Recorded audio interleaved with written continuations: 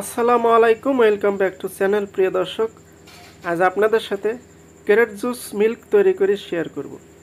ভিডিওটি ভালো লাগলে অবশ্যই কমেন্ট করে জানাবেন এবং বেশি বেশি শেয়ার করবেন।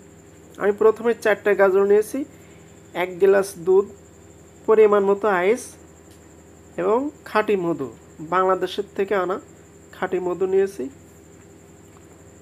তো আমি গাজরগুলো ছোট ছোট করে টুকরো করে কেটে নেব, তাহলে আমার ব্লেন্ডার করতে সুবিধা হবে। আপনারা মনোযোগ সহকারে দেখবেন। এ ধরনের রেসিপি আপনারা বাসাতে সহজে তৈরি করে খেতে পারেন 3টি উপাদান দিয়ে। যারা মোটাসোটা মানুষ তারা রেগুলার যদি 1 গ্লাস করে গাজরের জুস খান তাহলে ওজন কমে যাবে।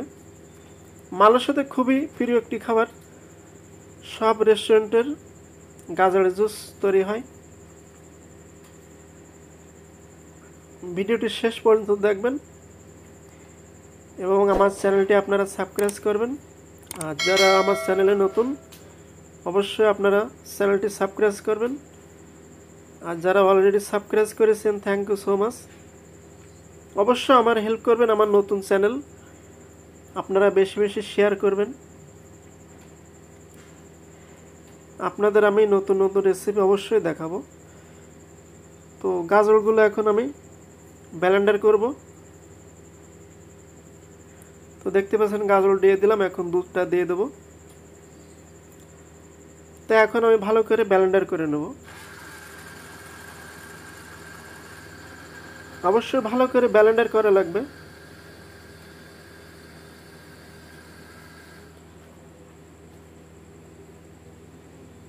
তো এখন আমি পরিমাণ মতো মধু দিয়ে দেব।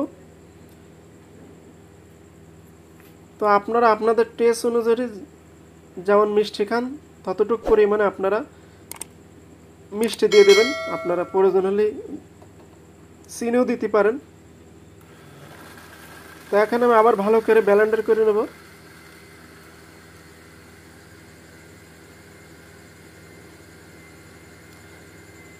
তো ব্লেন্ডার করা হয়ে গেল, এখন আমি ভালো করে এটা ছাঁকনি দিয়ে ছেঁকে নেব।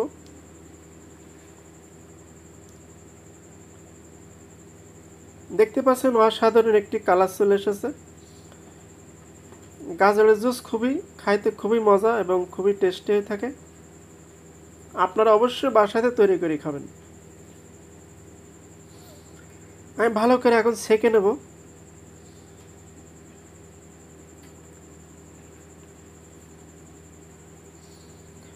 তো আমার এখন গাজরটা ছাঁকা হয়ে গেল, এখন আমি গ্লাসে ঢেলে পরিবেশন করব। তো প্রিয় দর্শক, দেখতে পাচ্ছেন ক্যারট জুস মিল তৈরি হয়ে গেল।